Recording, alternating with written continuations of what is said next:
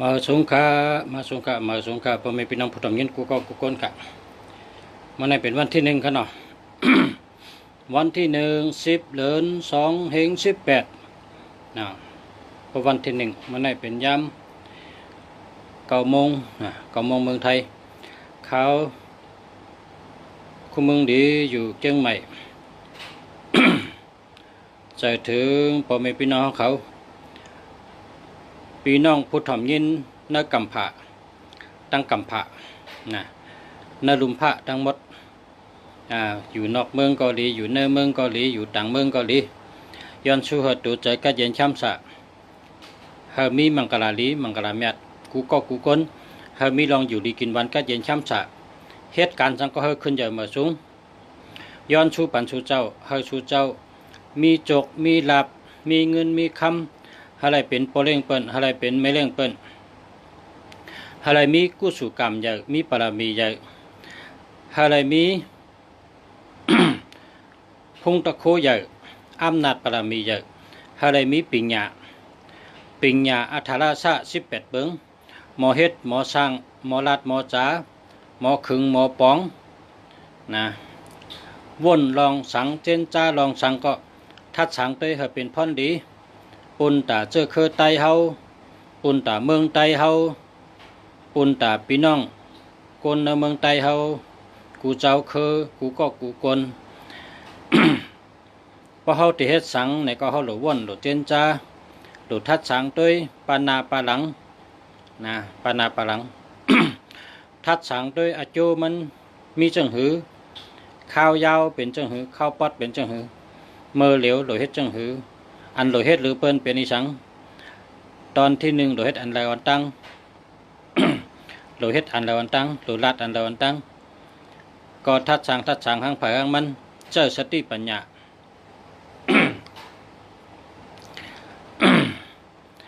อยู่เมืองเหลอ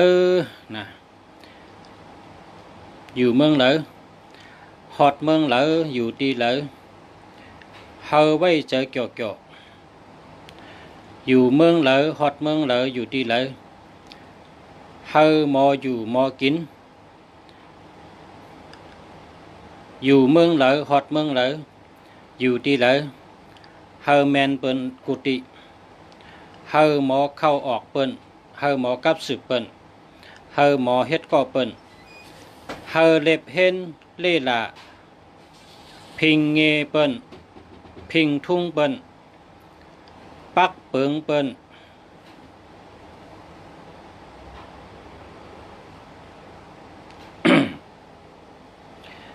เปิ้นมีปักเปิงเมืองเผาเมืองมันเปิ้นมีพิงทุ่งเมืองเผาเมืองมัน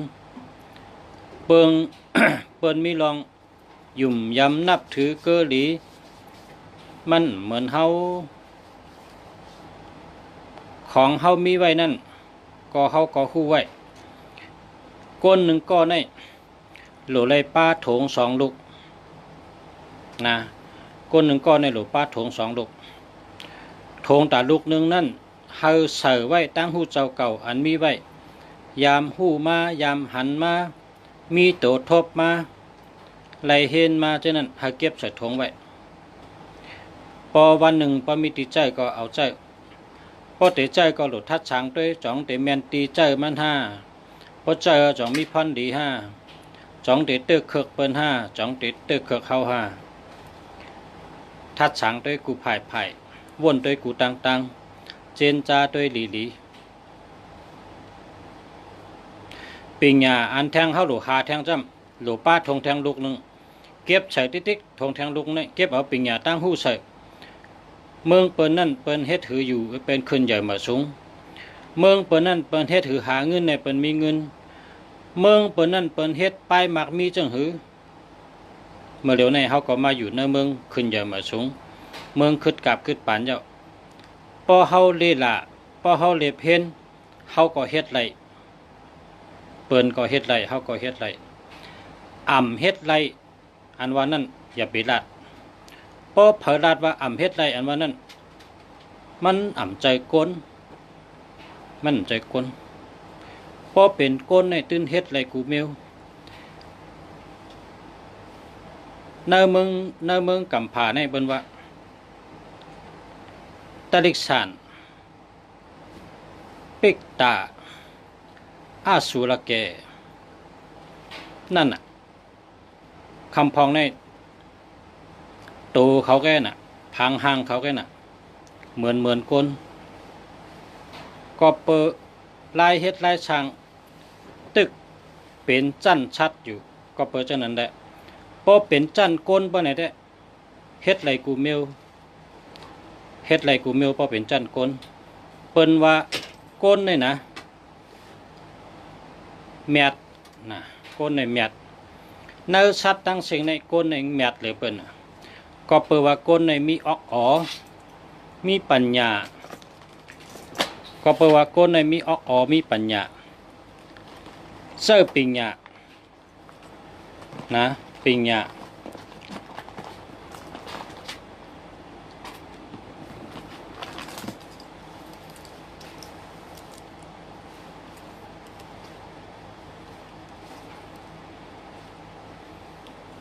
หอยโคสองดีกันอันนี้เป็นโคสองดีมีตั้งยุ่มยำว่าบ่ใส่โคสองดีใน มีแห้งเจอนะ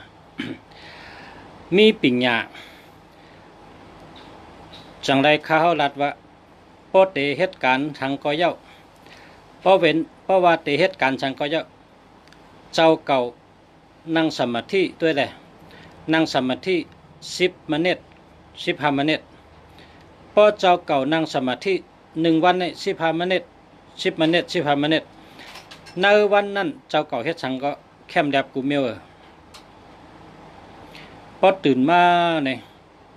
นั่งสมาธิ15 นาทีมือพ้องเจ้าเก่านั่งสมาธินั้นเจ้าเก่ามีสติมีสมาธิมีปัญญาเพราะว่าเจ้าเก่ามีสมาธิมีสติมีปัญญาเนี่ยในวันนั้นเจ้าเก่าโดยเหตุการณ์สังก็เยาตื่นแคมกูเมียวการเด็กก็เยาการใหญ่ก็เยาการหยาบก็เยาการง่ายก็เยา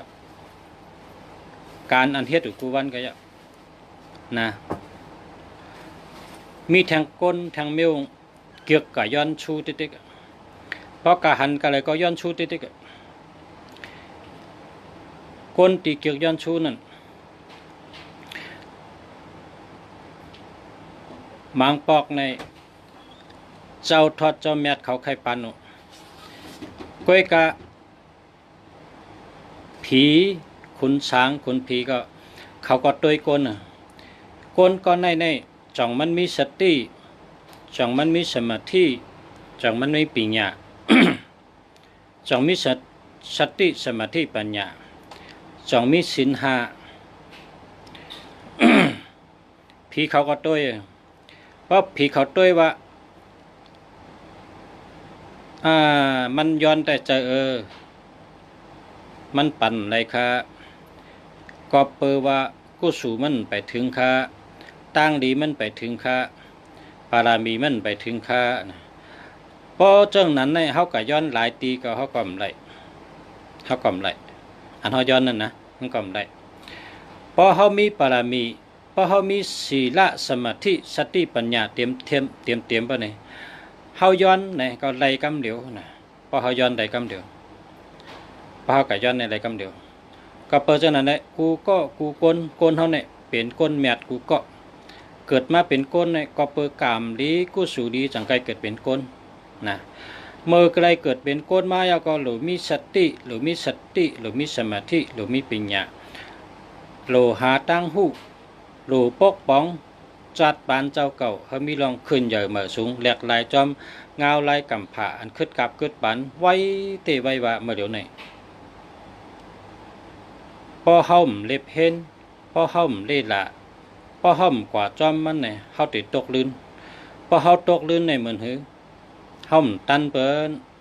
ป้อมตันเปิ้นเปิ้นเป้กินเฮาเปิ้นคามเฮากว่าเปิ้นเหยียบเฮากว่าเป็นคูไลเปิ้น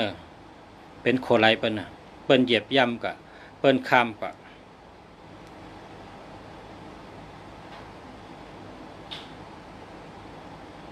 ซุนบูเขาลัดว่า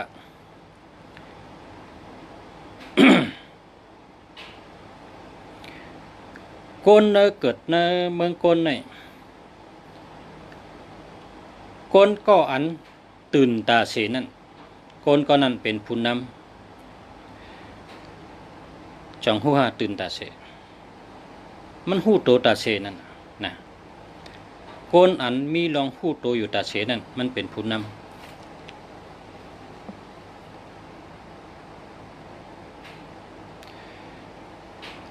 เมืองเขเนี่ยเมืองกุปอกในมีก่อหนอ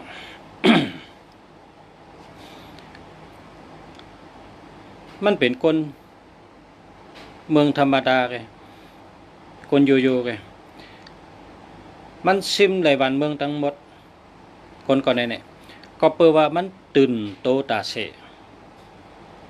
คนเขาเนี่ยอย่าไปลงโตลืมคิงนะอย่าไปลงโตลืมคิงโลเลยมีสติตาเสเพราะเขาตื่นโตตาเสเนี่ยเขาเป็นผู้นำเป็นอุปเปิงขึ้นเหนือก้นเพราะเข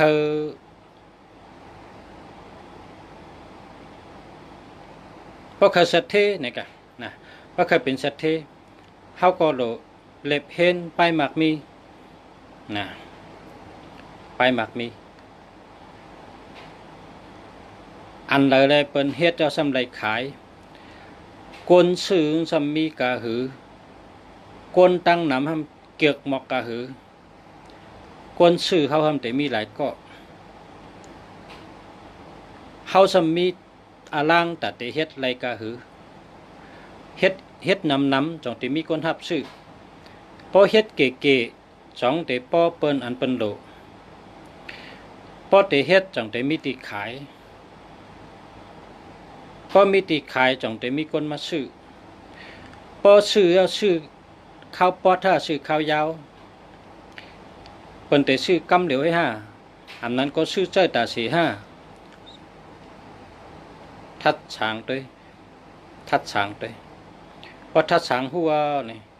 นั่นน่ะเปิ้นว่าไปเส้นตั้งหมันแม่นแลนกว่าจู้เป็นสัตเทอีสังก็ยะพอเฮ็ดเมียวหรือเมียวหนึ่งอ่องยาวเนี่ยมีตีส่งมีคนหับซื้อมีอาล่างเฮ็ดติ๊กมีตีส่งติ๊กมีคนโหลดนำขึ้นมาติ๊กนะเส้นตั้งอันนั้นหาให้หันมันมีนำนะเพราะแต่เอามันลัดในกันว่าเฮ็ดไหนรวยเฮ็ดไหนมักมีเฮ็ดไหนกะเนี่ยมันมีนำเส้นตั้งมันก้อยกะเลิกเอาอันใดอันหนึ่งอันเจ้าเก่ามีนำกัดเฮ็ดไรนะก้นกูปอกพี่น้องไต้เฮาก้นกูปอกนะมันใจก้นตัวเร็วนะก้นกูปอกคำนี่ก้นตัวเร็วคันนี่ก้นกูปอกเลยอย่าไปยุ่มพิษอย่าไปเข้าใจพิษอย่าไปทำพิษก้นกูปอกเมื่อข้าวเป็นบ่าวบุญนะเมื่อข้าวอาศัก10-89บุญ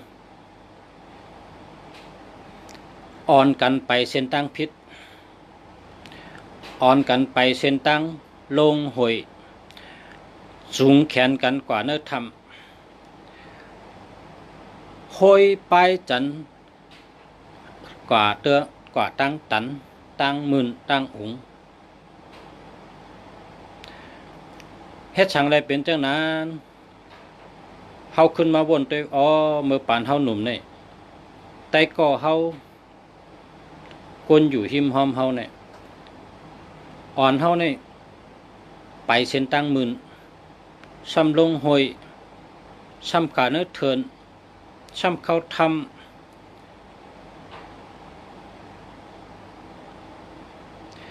พอมีคนจังนั้นนี่วันเมื่อไหร่นะพอเผยหบก้นอันสูงจันลงหอยไปตั้งหมื่นมือเนื้อทำกว่าเนื้อตึกตั้งป่าอันที่เถินนะอันมีสายแรงนั้นอย่าไปเพราะไปกว่าก็ เท่าแปดหลายๆแกโลไรหาปิงยาก้นมาเร็วเนี่ยโลหาปิงยาโลหาตั้งหูเมื่อคาสัก19เนี่ยแต่ก็คาโจกับเฮ็ดจังหือเนี่ยคาติรัตนี่ข้าเป็นครูสอนเมื่อนั้นพอลงห้องเฮียนาเนี่ยแต่ก็คันในว่าหือมากอดกินเหล้านั่นวันไหนวันไหนก็โชว์กันกอดกินเหล้าเป็นแต่ก็จันกันลงหวยจันกันกอดตั้งมืนจันกันเข้าทำจันกันเข้าเถินแต่ก็จันกันตกแต้มพอวันติดวันเสาร์ก็วันติ่มในกระเหตุการมาหากันนะพอมาหากันก็เอาเราขาวมาจอมเอาเรามาจอมเอาไพ่มาจอมกินเราอีกหนึ่งต่อไพ่อีกหนึ่งวันเสาร์วันติดเมื่อไรก็เฮ็ดนั่นนะเมื่อเดี๋ยวในอาชักคา50ไปพอขึ้นวนตัวมือนั่นเนี่ยเชื่อหลายชุดอะเฮ็ดสังอันตั้งขึ้นเยอะนั่นคำโจ้เขากว่าตั้งขึ้นเยอะมาสูงแห้งคำโจ้เขากว่า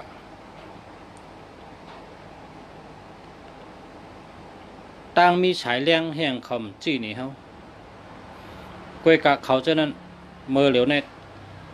รับร้อยเงินร้อยคำกว่าหมดอะไตก็ขากันน้ำจะขาขึ้นหนังบนตัวนี้หรือหมอก2-3ก็แค่เมื่อนั้นได้น้ำค่ะน้ำทนเมื่อนั้นได้หมังก็ในจันดิเขาสูงว่าสูงอ่ะ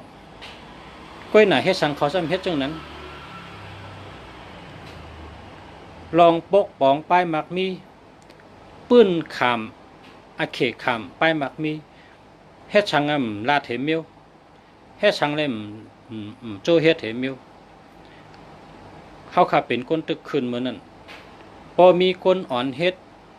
พอมีก้นจีนเช่นตังมอโยเมียวก็เมียวเป็นอุกาเมียวก็เมียววาชนาป้าอยู่เมียวก็เมียวสังมีก้นจีนเฮ็ดสังแล้วมีก้นจีนโจกันกับกินเราเนี่ยดีนะพอตันก็โจกันกินเราเนี่ยมันดีกินเราเนี่ยกินอะไรอยู่ตัวเนื้อหนังเขนั่นเพิ่นกินกอกเล็กๆกันนี่กอกเร็ว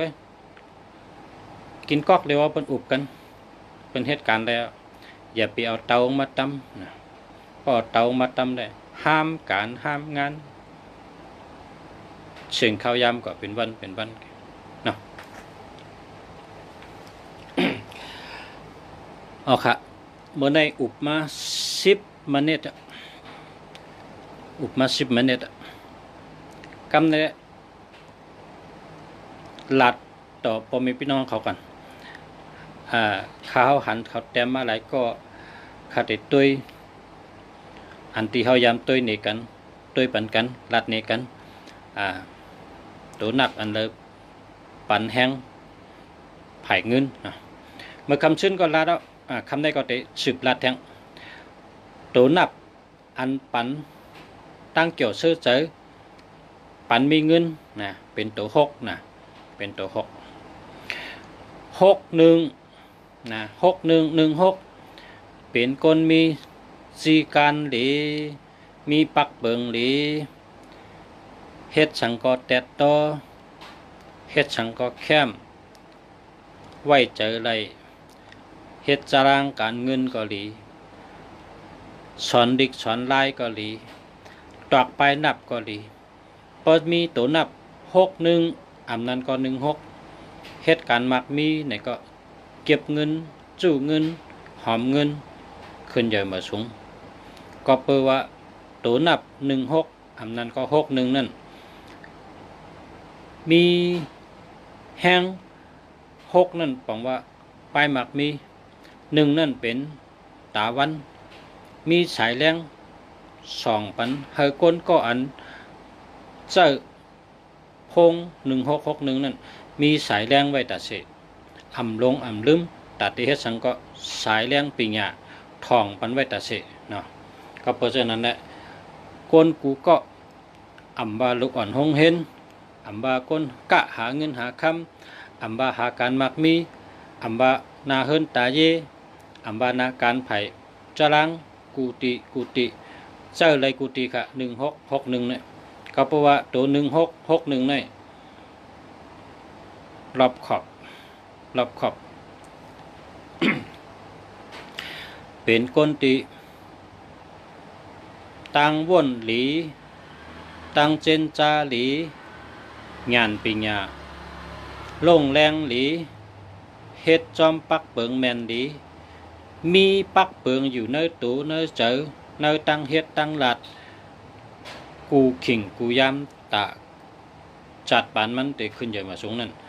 มันว่นอยู่กูมิวพอว่นยาวหลีอ่ำหลีมันทัดฉางกูมิวพอทัดฉางยาวเต็บตัดทางกุยจังก้อยเฮ็ดลงจังก้อยเฮ็ดก็เพราะฉะนั้นได้ก้นตีเจ้าตัวนับ6116ในเป้ตัวนะเป้ตัวในการเฮ็ดการงานเฮ็ดตารางการเงินสอนเด็กสอนหลายการค้าการขายการเย็บเงินการจ่ายเงินการจ่ายเงินแคมแบบกูตีกูตอนค่ะ61อันนั้นก็16ค่ะเนาะ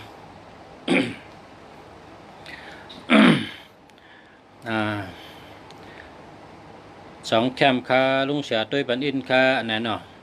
088 291 5689นะแคมค่ะแคม088เนี่ยแคมนะ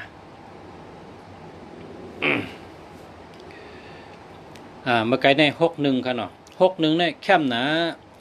ปักเปิงดีเป็นก้นเฮ็ดสังก็ปักเปิงดีนะมีปักเปิงดีความเหมือนเจ้าเปิ้นว่าวิเนนะจอมวิเนเข่งเหมือนเจ้าเหมือนจ้างในป้องจอมวิเนในแมดกูปานะวิเนเข่งเปิ้นห้องวิเนโถละนะวิเนเข่งจอมวิเนเพราะเป็นก้นเฮิรนก็เพราะมีศีล5นะก็จอมปักเปิงดีนะเพราะเป็นตั้งไผ่ป้ายชายวิทยาศาสตร์เต็กปั่นปิญญาศิลป์ก็ว่าเป็นคนมีตังหุกูเมียวเฮ็ดสังก็แคมเฮ็ดสังก็แดดเน็ตเฮ็ดสังก็แคมแดบกูเมียวน่ะเนาะ6116นะด้วยทางกล้องกันเนาะ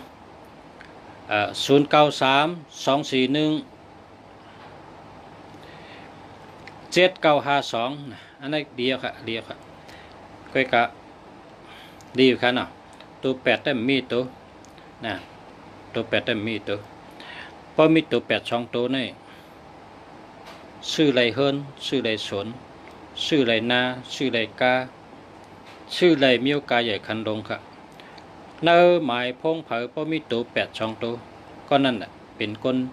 มากมีอ่อนตังนะ0947013457นะอันนี้อ่ำดีค่ะอ่ำดีอย่าไปเจอมันดีค่ะมันดีค่ะ70ก็อ่ำดี01ก็อ่ำดี13ก็อ่ำดี082766774648นะอันนี้อย่าไปเจอค่ะเอา8เอากิมให้แก๊สให้2ปอดให้ทึม8นะอย่าไปเจอแล้วล่ะมันดีอย่าไปปันเปิ้นนะเพราะปันเปิ้นในเลยบทนะในขามบทเพราะเมี่ยมดีเท่ากับปันเปิ้นเปิ้นก็ซ้ำทุกข้าเพราะปียาวข้าวหึงมาเปิ้นก็ว่าทุกข้านะเฮ้ก็เปิ้นสู่เอาดีเอาเมี่ยมดีกับปันน่ะสู่เลยบทในขามบท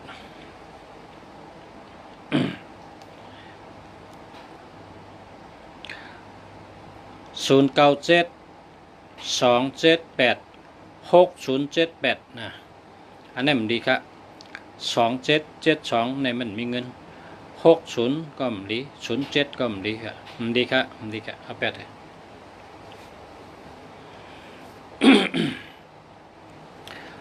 08885995อันนี้แค่มาครับแค่มาครับส่วนตัวค่านี่นะส่วนตัวค่านี่ตัวค่านี่นะค่าเจือก8หรือเป็น8ในมี3ตัวนึงแค่ดีนะ8ในมี3ตัวเพราะว่า8ในปังว่ามีแห้งนะแห้งตัวแห้งเจอแห้งไผ่ลองลักแหลมนี่เพราะสุดเจ้าจำได้เลยหู้อาจูงกันเดียวเมื่อกูปอกข้าใจก็มี8เฮตัวข้าก็เป็นคนมิวการในคำว่าแหลกหมายพงข้ามี8 3ตัวข้าก็เป็นคนทางมิวพอสุดเจ้าจำด้วยเจ้าด้วยสุดเจ้าได้หันอาจูงด้วย8ในมี3ตัวแค่เดียว8ในปังว่าลักแหลมค่ะ0949398652อันนี้เดียวค่ะ0984261858อันนี้มันดีค่ะมันมี1818ให้เพิ่นใจ0983436634นะอ่อนลาซิลมันไปดีครับหามือเนาะมันดี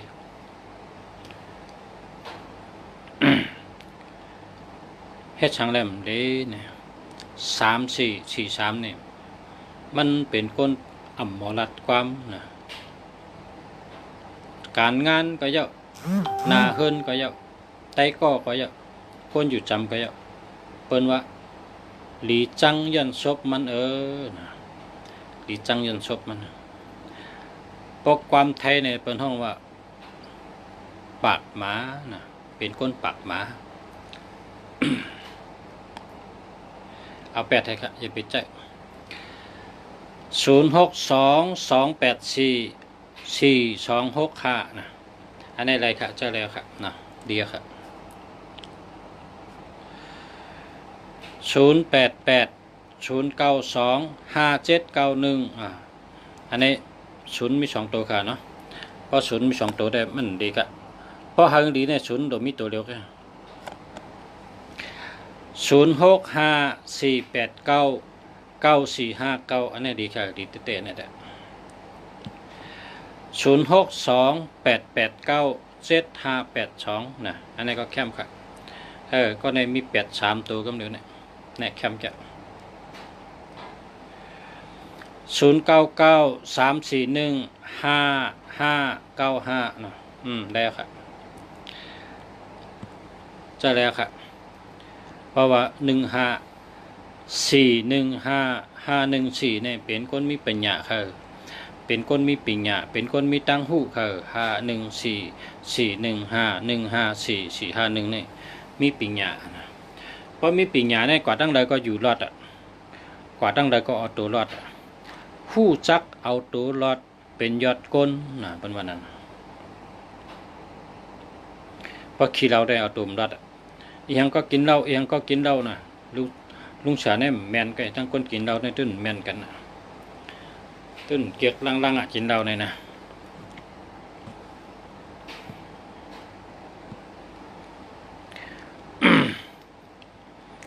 0633471554นะ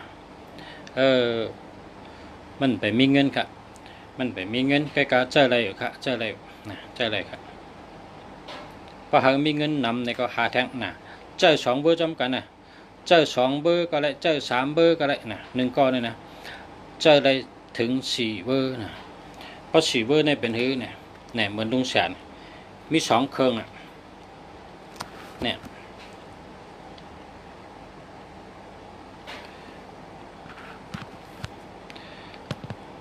เจอ4เบอร์เจอ4อัน1เครื่องในใส่ได้2อันนะ6226ก็ค่าได้นะลาดจังก็เป็นเงินเป็นคำ 3663อยู่ตั้งหักหลีเงินดีอันนั้นก็สำคัญไร4664พออยู่จำก็เกี่ยวเจอซื้อเจออันนั้นก็สำคัญไร7887เป็นคนมีเงินนำอันนั้นก็สำคัญไรอะไรกับกูอันก็นั้นเจอ4อันโทษติดตั้ง4อันกูวันครับโทษเลยตั้ง4อันใจอะไรครับใจนำครับใจอะไรเพราะใจอันเดียวเนี่ยมันก็ไล่อยู่กันนั่นกันนะเนาะเพราะว่าตัวนับในมี10ตัวกัน10ตัวในสุดเจ้าจึงจะได้รู้อันแคมมีน้ำยำได้2662รัดทางก็เป็นเงินเป็นคำ3663ตั้งหักดีเงินดี4664พออยู่จำก็เกี่ยวเจอซื้อเจอ5665เป็นคนรักแหลมเป็นคนหมอหาเงินได้หลายตั้งพร้อมกัน6996ได้เงินดี7887เป็นคนหาเงินได้เงินก่อนใหญ่นะ2882ก็เงินก่อนใหญ่8998มีอำนาจมีบารมีนะ1551หมอปิญญารักแหลม1441ดัดทั้งก็เป็นยุ่มอย่างก็อะไรก็เป็นเจ้านั้นเลยเจ้า4อันนะเจ้าอะไรครับพ่อแม่พี่น้องเขา1ก็ในเจ้า4อันได้ครับเจ้า2ครึ่งนะ2ครึ่งเจ้าเนี่ย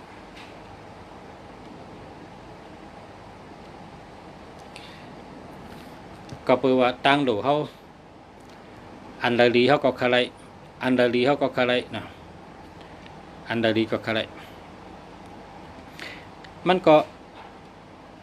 สัตเทเขาก็ให้นั้นก็อย่างเงี้ยสุเจ้าเจนจ้าได้ละสัตเทในกาเขามีเป็น3กันว่ะ5กันว่ะแห้งคำเจ้ากันเดียวละนะก็เบิกเขามีเงินซื้อแต่เขากับว่าเขาได้มันแม่นครับสัตเทเขาในรถลงก็มีรถอ่อนก็มีรถเก่งก็มีรถแคมก็มีนะสัตเทเขาในเขาเจอ1ก็มีกาเป็น5กันกันนะเมื่อเดี๋ยวในเขาได้ซื้อหมายพง5อันเขาก็ซื้อไรเขาได้ซื้อหมายพง4อันเขาก็ซื้อไรก็ให้เขาซื้ออันดีมันอันดีเขาก็ซื้อมาใส่ไว้เติมเงินให้ใส่ไว้จำตัวเขาเนี่ยมันก็เป็นถาดแห้งอันหนึ่งมาจ่อยเขามันเหมือนเนี่ยเหมือนก้นกูปอกก้นเมื่อก่อนเนี่ยเขามีพาราหลีเขามีแสงหลีเขามีโคส่องหลีเขามีลักค่อยหลีส่องก้นกูปอกนะ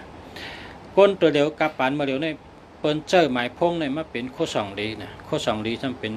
แห้งถาดเจอเลยนะเจอเหตุการณ์เจอกับสืบกันเจอรัดต่อกันทำได้แทง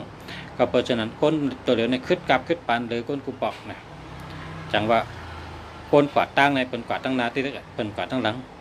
คนเขาเนี่ยนะเพราะใครขึ้นใหญ่มาสูงเนี่ยหลูไหวตั้งหน้ากวาดตั้งนาติ๊กนะตั้งหลังเนี่ยอย่าไปวนขึ้นก็เปิงป่นมาเอาขึ้นได้นะเมฆเขาก็นั่นทางดีนะเขาแปดเขาใครอะไรขึ้นเนี่ยพอเขาวนจนนั้นเนี่ยถอยหลังนั้นเปิ้นหาทางตั้งหน้ากวาดทางก็สาวเล่าก็มีแทงสาวดีก็มีแทงนะมียิ่งดีก็มีแทงกวาดตั้งนาติ๊กนะเปิ้นขึ้นกะขึ้นตั้งหลังนะ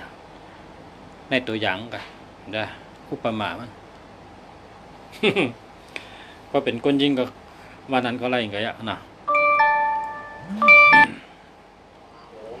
สัมปติฉามิเพลงพา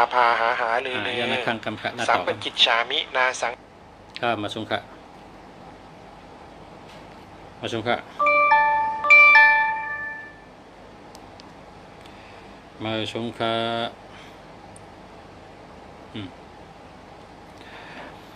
ด้วยทางกันเนาะ0634715354อันนี้ดีครับนะเดี๋ยว0995168971อันนี้ก็ดีครับ168นี่เป็นชัดเจนครับ168นะ0993565689อันนี้ก็ดีครับอันนี้ดีครับนะ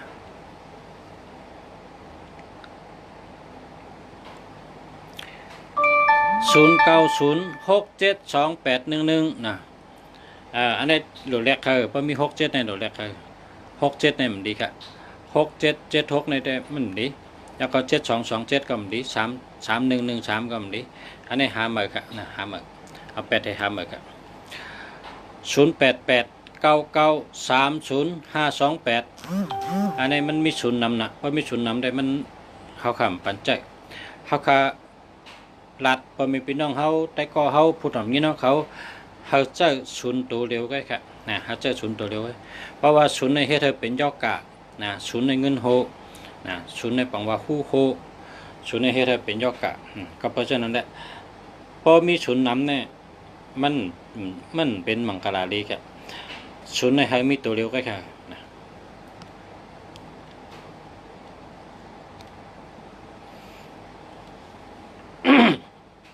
เท่าครับกันเท่าครับ0926088065น่ะดีครับศูนย์นำน่ะ097937739935นะเน่มดีครับ3773เน่มดีครับเอาไปเถอะอย่าไปแจ้งหามากันเนาะ0993341456นะแคมกะดีเตะๆกะ0979386653อันนี้ก็ดีครับ0645389426เจ้านี่ค่ะอันนี้เจ้าอะไรค่ะอันเมื่อไกล76เอา8เถอะ7667ก็ดี72ก็ดี13ก็ดี31ก็ดีอันนั้นเอา8เถอะเจ้าเบอร์นะครับอันนี้ดีค่ะ0645389426นะ426624เนี่ยเมตตาดีนะเมตตาดี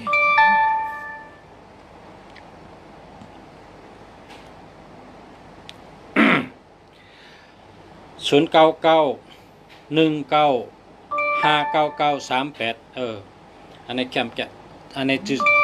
ชื่อเสียงหลังแน่นอนอันนี้แหละชื่อเสียงดีชื่อเสียงหลังช่างมีขายค่ะลุงเสียมีเขาขายเขาขายมีใครก็มาเอากันนะเขาขายเบอร์โทรในจ่องดีค่ะลุงเสีย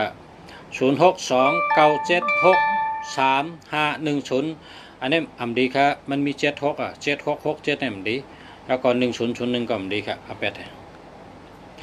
มาส่งค่ะลุงสระเงินจมค่ะนะยาก็ด้วยปนินค่ะ0654899514นะเดี๋ยวค่ะ0978935556นะโอ้แคมกันนะเดี๋ยวค่ะ0617549894อันนี้ก็เดี๋ยวค่ะ0979256836อันนี้ดีค่ะดีเต้ๆค่ะ0629250578อันนี้มีศูนย์ในกลางเพราะมีศูนย์ในเป็นเอาเพราะศูนย์ในเป็นย่อกะนะเป็นย่อกะตั้งเป็นศูนย์ในบางว่าฮู้โฮนะมีฮู้โฮมันจังในป้องกว่าเนื้อน้ำในป้องมีฮู้โฮก็ป้องกว่าแทงเลยมันปลากลร่มจมตายเนื้อน้ำตกน้ำนะป้องหมอลุยน้ำก็ลุยกับรอดเลยป้องหมอลุยน้ำเนี่ยเป็นเหยื่อปลาครับเดียวหมายพงกับมันนั่นเพราะมีฮู้โฮในความรอดมันเตะป้าเอาก้นนั้นในเท่าหลายๆแกมันเป็นชัดที่เลยปอกเท่าหลายๆนะเมื่อไรก็เป็นชัดที่เท่าหลายๆ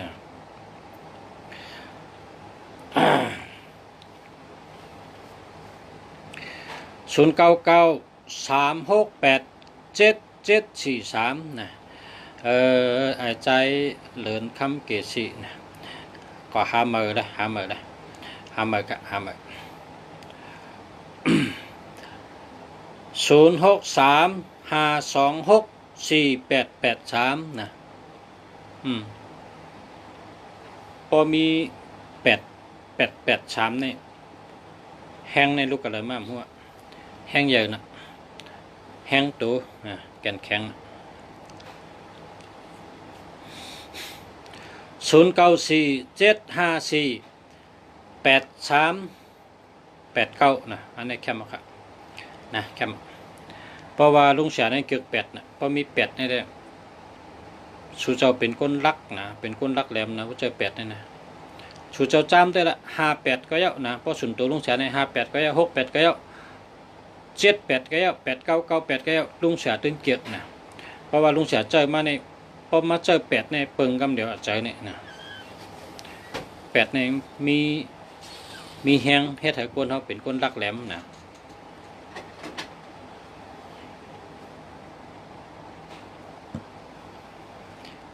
กว่าซื้อให้มี8 2 ตัว 3 ตัวครับกว่าหาซื้อแล้ว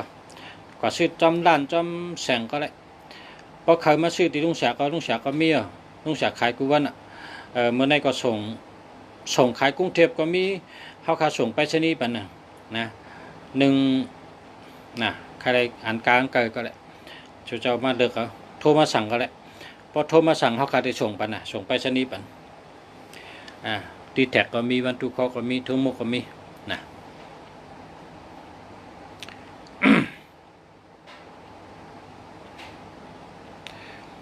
06347156364เนี่ย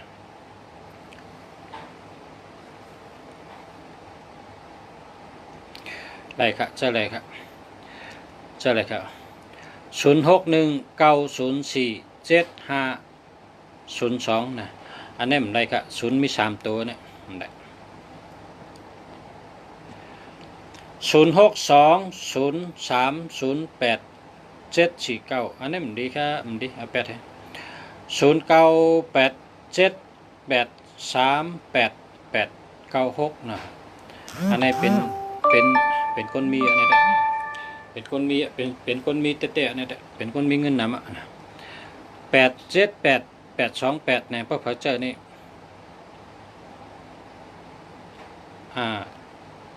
ในการหน้าในชูเจ้าเด็กเป็นคนมีเงินนำในแต่จะเตะค่ะชูแค่ชื่อกันเลยชื่อ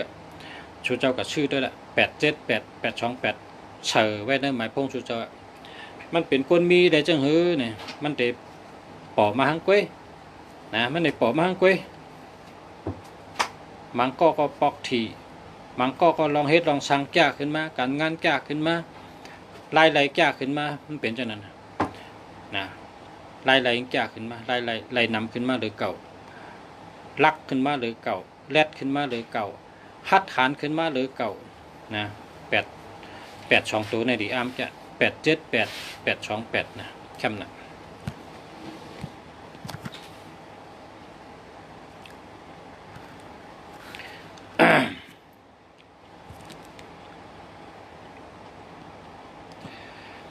08994944545ฮัลโหลแคมจะค่ะ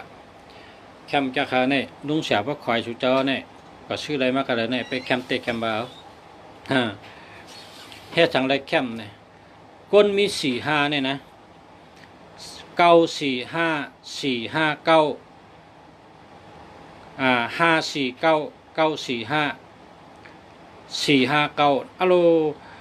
ก้นก็ในตั้งรักตั้งมีเนี่ยเย่าที่มันค่ะดีอามจะก้นกองมันจะ7899459นะมันรักแรมนะเมื่อเดี๋ยวนี้อันเขาผุยล้านจ้อมกันเนี่ยแถวอันเขาอยู่จ้อมกันเนี่ยก็ในหลังเลยเบิ้ลตัวเดียวเนี่ยใครรีเลยเบิ้ลมันรักแรมนะค่ะ459ในรักแรมนะก้นมาซื้อโคเนี่ยพอเข้ากับล้านมันเจ้าเนี่ยซื้อเตี้ยเพราะว่ามาหาซื้อโคได้เปิ้นตัวมาเป็นล้านเนี่ยพอเปิ้นกับฮอดล้านก็นั้นได้ซื้อเตี้ยๆดิอามจะนะ459945เปิ้นว่าความไทยได้เป็นว่าโหวิชาการมันเป็นคนโหวิชาการเป็นคนหมออุบหมอลาดหมอกับสืบหมอแลกลายหมอทัดสางหมอขาดอาเกเปิ้นหมอขาดอาเกเปิ้นลามขาดอาเกเปิ้นมันแดดน่ะรักแหลมตั้งรักแหลมเป็นตั้งมีขึ้นมาเนาะ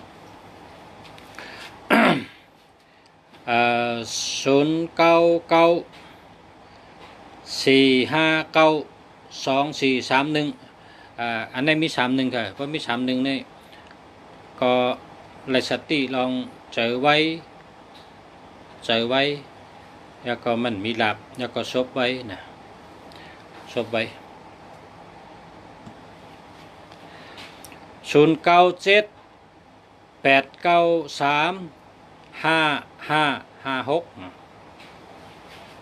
แล้วครับเจ้านี่ก็แล้ว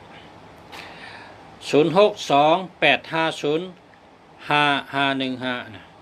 อันนี้หาก็ชื่อทางอันนะชื่อทางอันมันมีศูนย์ว่ามีศูนย์เนี่ยมันไปปันใจกับหาทางก่อนถ้าศูนย์มีตัวเดียวก็ไงนะอันนี้ศูนย์นำนะ0620288942นะอันนี้ก็มันดีครับเพราะมีศูนย์นำเนี่ยมันดีเอาแปดให้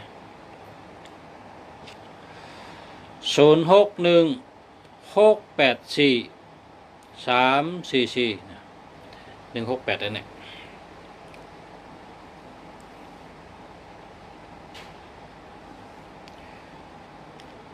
0682787443อันนี้ก็หามือเพราะเป็น782นี่แหละมีเงินนำมือ782นี่มีเงินนำมือนะอันนี้มันเป็น278นะดีเอา8ให้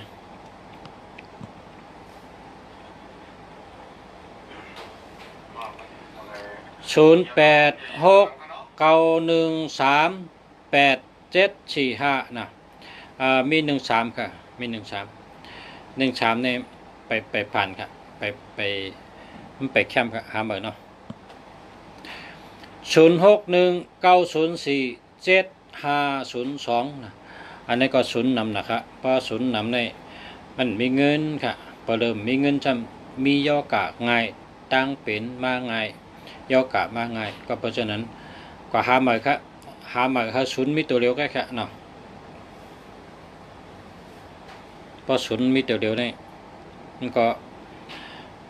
หลอดเพหลอดย่อกะหลอดอันบางเงินโหอันนั้นหลอดแปดนะเพราะกะชื่อในศูนย์มีตัวเดียวก็นะ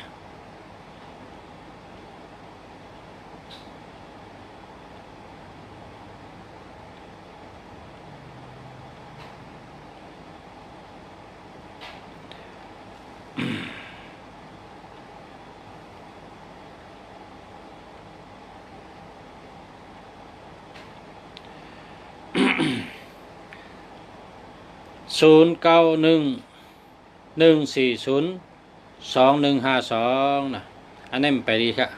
หาเบอร์น้องไปดีครับ0987838896ในก็แคมป์แกะนะ787เนี่ยเป็นคนมีเงินนำนะแคมป์นะดีเต้ๆครับ0631576369นะอันนี้ก็พอมี76ในเปิ่นใจครับเอา8 7667ในเปิ่นใจครับ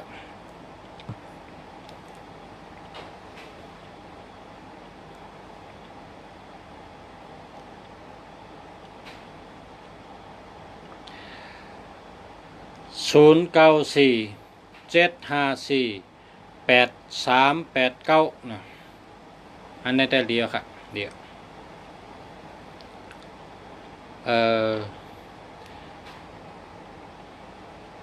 พอหังมีเงินนำในหรือเป็น828828 มีเงินนำนะอันนี้ได้เป็น838นะเพราะเขามีเงินนำในหาซื้อแทงกันเนาะ828 จะไหนครับ0993492084นะอันนี้เต็มดีครับเอา8ให้0864341779อันนี้มันมีเงินค่ะอันนี้ก็หาเบอร์เนาะเขาว่าเขามาหาเงินก็เขามีเงินนำคัดเจอเขามีเงินนำตั้งเฮ็ดก็หลีตั้งรัดก็หลีลองอยู่ลองเช่าก็เขาหลีหมายพงก็เขาหลีค่ะเนาะเขามีเงินนำกันค่ะอะไรเงินนำค่ะตั้งรัดก็เขาหลีตั้งรัดก็เฮลีตั้งเฮ็ดก็เฮลีตั้งบ้วนก็เฮลีตีอยู่ที่เช่าก็เฮลีหมายพงก็เฮลีค่ะเนาะเฮมีเงินเฮจมมีเงินมีคำนำ062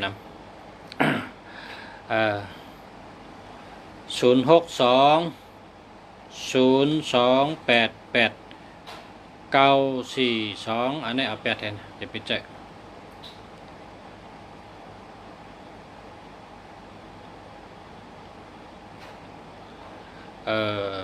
อันในบริษัทเขาให้มีศูนย์กลางอยู่นะแต่เขาก็ยังซ้ำ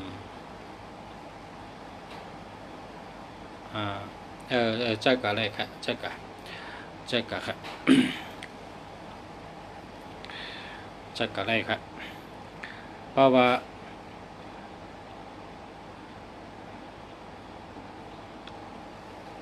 มันก็เป็นกูเกาะนั่นน่ะเนาะมันก็เป็นกำเดียวนะมันก็เป็นกำเดียวมันก็เป็นกูเกาะใกล้ๆอันเฮาคาหันในชื่อว่าลุงหม่องเป็นคนเมืองปั่นอายุ50มาเฮ็ดผู้รับเหมาที่เชียงใหม่นี่เฮ็ดผู้รับเหมาในเฮิรนก็ชื่อกาก็ชื่อมีลูก2เกาะนะลูกยิงกล้องลูกใจกล้องเปิ้นก็ตักว่าหมายพวกเจ้าในมี30 80 70ในเปิ้นดีใจนะบางทีในเปิ้นดัดว่าเป็นยอกกาบมะเร็งมันก็ว่าเป็นค่านี่เป็นค่าเฮ็ดการออกแห้งแต่สิคนออกแห้งในมันเป็นเนี่ยว่าออกแห้งในมันเป็น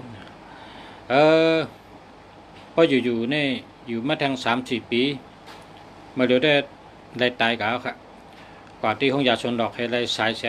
งให้ก็สาย3ปอกให้ก็ตายอันนี้ก็มันจะว่าเป็นกูก้องก็นะมันเป็นกูเกาะมันเป็นกำเดียวการดีเนี่ยก็มันเป็นกำเดียวการให้เนี่ยก็มันเป็นกำเดียวนะ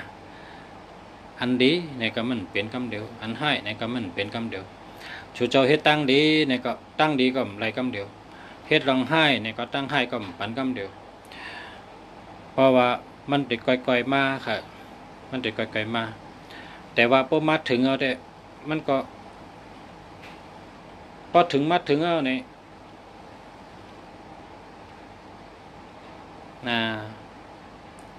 พอถึงวันนั้นน่ะเนี่ยพอถึงวันนั้นมาจังไงก็การพอถึงว่าเนี่ยก็ตกเดือนแล้วค่ะเฮาขาก็มจ่อยแล้วหมอก็มจ่อยแล้ว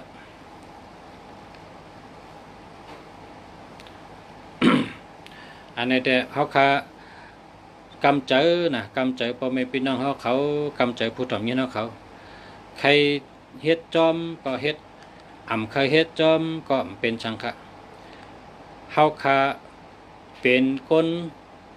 มุกซุ่มอันติทัดสางไปตัวนับทัดสางลองแห้งตัวนับพอเจอจังไหนมีเงินพอเจอจังไหนในอยู่ดีกินหวานพอเจอจังไหนในรัดเพพอเจอจังไหนมีปีหญ้าพอเจอจังไหนมีอำนาจพอเจอจังไหนตั้งหักเลยเนี่ยเป็นคนที่เห็นลองในก็ขึ้นออกมาต่อแต่แค่นี้พอไม่พี่น้องเขานะลัดนี้มันจังเป็นในมันจังเป็นนันนะเป็นคนป่องแรงปันก้อยค่ะนะเป็นคนป่องแรงปันก้อยเฮ็ดจอมก็ไรเฮ็ดจอมก็ไรมันเป็นจังค่ะนะมันเป็นจังกำเจอค่ะเฮ็ดก็ไรเฮ็ดก็ไรแลกก็ไรแลกก็ไรมันเป็นจังค่ะนะอันนั้นว่าเจ้าอยู่เลยเป็นอันว่านั้นมันไปเป็นค่ะมันไปเป็นเหมือนคนกล้ายามานั่นน่ะหวังก็ในกล้ามาซ้ำเพราะเป็นชัดเทกล้าก็ชื่อได้เฮิรนก็ชื่อได้แห่จังมันซ้ำเปิ้นน้ำยอบกำเดียวล่ะก็เปิ้นไปถึงเวลายอบมันเปิ้นก็ผู้หันหู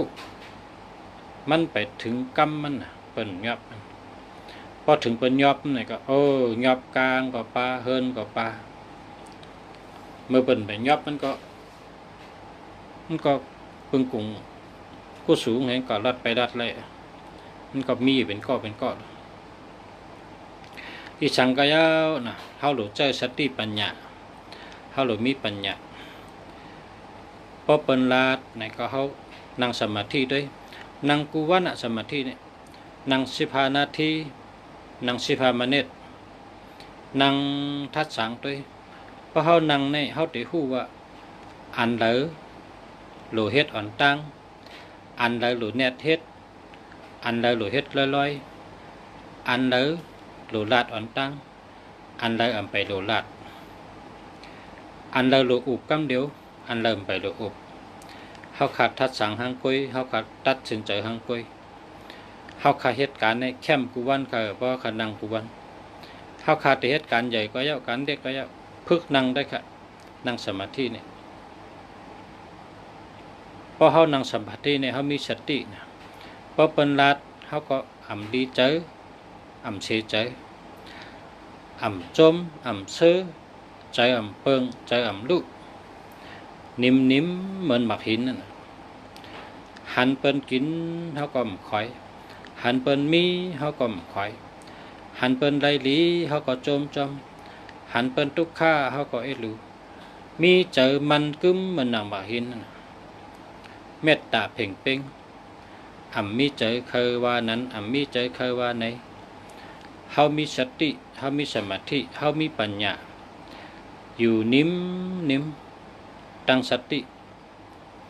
นะตั้งสติ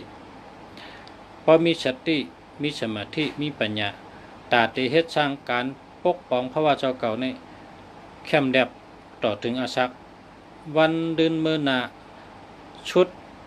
อาศักปากปลายอยู่ดีกินหวานอาศักยืนยาวค่ะอาศักยืนยาวนะพอเปิ้นว่ามันหลีเฮาก็สติ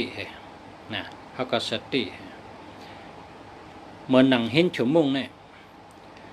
เปิ้นก็ว่ามันดีเนี่ยคนก็กินกันเนาะก้อยกาพอเป็นมาน่ะเป็นพ่อเป็นเต๋อนะพอเป็นมาเนี่ย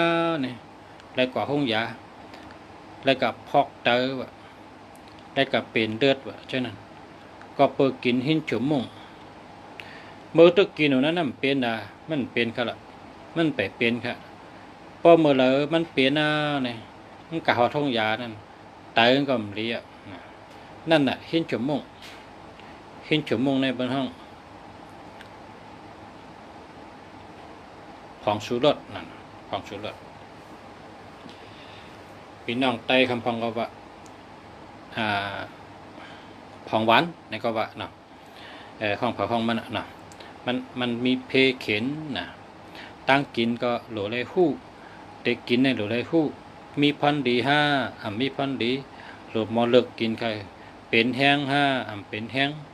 เติกเคือกไปอยู่ดีเติกเคือกทัดสางตัวเหี่ยวตั้งไปกินนะตั้งกินพอเฮาหมดทัดสางให้กินอิดก็มีพันดีค่ะตัดตัวเฮานะตัดตัวคิงเฮาลองกินย่ำก็หลวงหมอมีตั้งหู้ให้กินลองลาดจ๋าก็ลองหลวงหมอว่นให้คอยลาดลองตัดเฮ็ดในก็ว่นให้จังไกเฮ็ดลองขึงปองกุมิวในว่นให้จังไกขึงปองมันได้เข้มแดบก็เป็นวันค่ะเมืองไต้เฮาค่ะนั่นสุเจ้าเจนจ้าด้วยเมืองไต้เฮานี่ก็เปือว่าการเห็นป้ายปัญญาเฮานั่นมันตกลื่นมันได้เห็นเต้มันได้สอนเต้ต่างหู้อันกว้างขวางคือจันกำผานั่นมีเกณฑ์ก้นอันมีต่างหู้คือจันกำผาได้ในมีเกณฑ์ก็เปิดจังนั้นแหละเมืองเฮาในแผ่นดินกว้างก้นเกะเมื่อเดี๋ยวนี้เป็นเผยก็มาหิมอยู่แขกทำเป้เจ้าเฮิรนตุกข้าน่ะเมืองเฮานั่นนะก็เปิดจังก้นกูปอกเขาเจ้าไรขึงปองไว้เมื่อนั่นเฮ็ดไว้เมื่อไหนจังเป็นไหนนะก็เพิ่มไรขึงปองไว้ปั่นลูกหลานให้ลูกหลานได้เห็นปัญญาสูงให้มีการเห็นสูงให้มีตับซึกแข็งเนี่ยปานปู่เฮาปานเจ้าผ้าเฮาเขาจะได้เฮ็ดไว้ มือนั่นอ่ำเฮ็ดไว้มือในจังเป็นไหนนะมือในอ่ำเฮ็ดทามือผูกมาแค่นหนานะความใจเป็นวันนั้น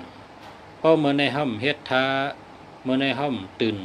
เพราะมือในห้ำว่นเพราะมือในห้ำทัดสางดีๆเฮาลาดีลาดลาดีเฮ็ดเพราะเฮาตื้อเพิ่นนี่มันเต็บเตื้อเผอพอเป็นไปมากมีก็มันก็ตื้อตูเฮานั่นแหละอนาคตเฮาวันมื้อหน้าตาจัดบานเฮาข้าวหน้ามาเผาเลยได้ทุกขะตูเฮาในทุกขะพอเป็นยอกามาเผาได้ข้ามตูเฮาในแหละข้ามพอเฮ็ดมาลองเมือกลองเรื่องพาเลยได้ขำบทตูเฮาในแหละขำบท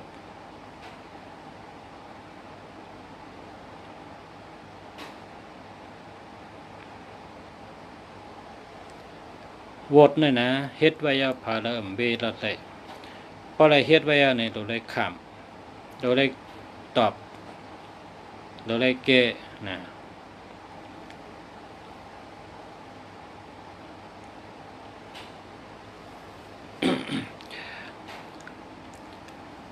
ด้วยกัน098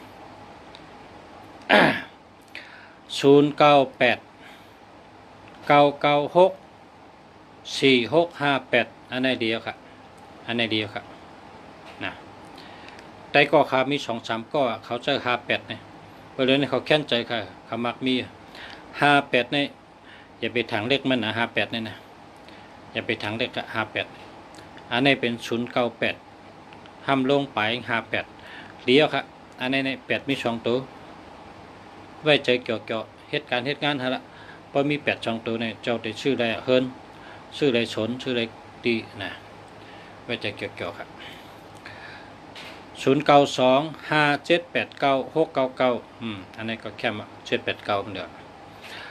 0822892991อันนี้ก็แค่มาครับเดียวครับ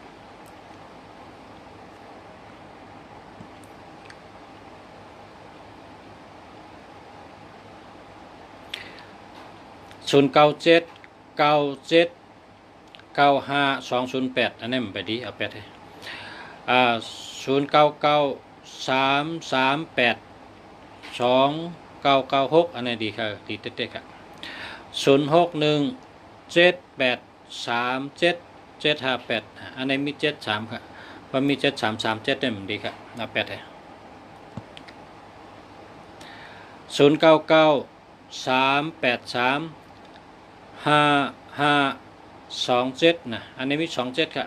พอมี27เนี่ยไปแคมป์ครับหาใหม่เนาะ0989457569อันนี้อะไรครับ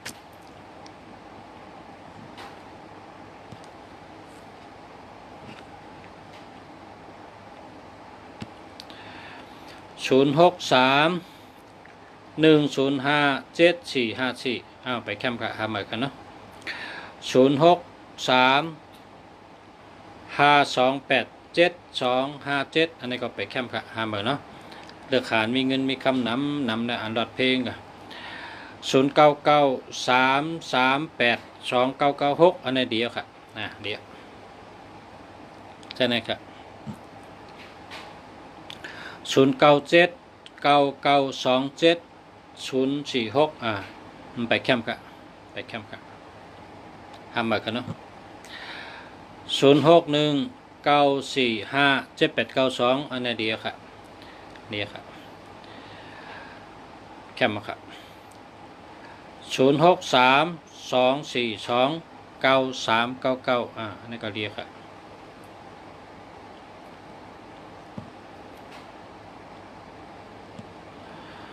จ่องมีเงินค่ะ0641688962มีเงินมีคำนะ1688เนี่ยมีเงินมีคำเป็นก้นแรดเป็นก้นรักแหลมดีเตะค่ะดีกุมเบี้ยวค่ะดีกุมเบี้ยวค่ะคำไหนท ปลายเป็น62นี่ก็อุบพังก็เพิ่นจมถ่อมค่ะกล้าขายยังก็ขายดีค่ะ62เนี่ย6226นี่กล้าขายดีเนี่ย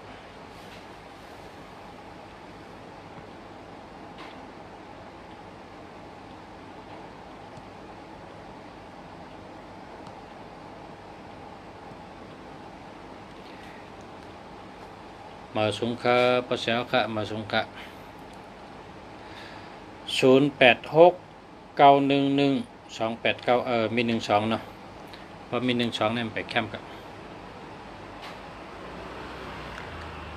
0877514857นะหามาก็หามาเฮิงมีตัวมีเงินจำมื้อพอมี7ก็หรือมี8ได้เป็นอยู่จำกัน78เนี่ยตัว7เนี่ยอยู่จำ8นะ7887นะ7997จังนั้นน่ะพอมี7ก็หรือมี8อ่ะนะหามากันเนาะ หามาก็กูคนยันชูเฮเจอหมายพงดีค่ะยันชูเฮมักมีกันกูคนเฮขึ้นใหญ่มาสูงกูคนค่ะเฮมีเงินมีคำกันกูคนเฮมีปารามีอำนาจเฮมีเงินมีคำเฮเป็นพอเร่งเป็นเฮเป็นไม่เร่งเป็นกันเนาะค่ะยินดีกูคนค่ะขอบใจค่ะดีมาเฮ็ดก็ลุงสาวคุณเมืองดีมาอุบมาลัด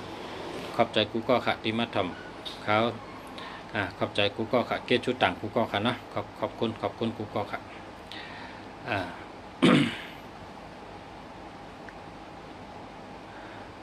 0633989484อะไร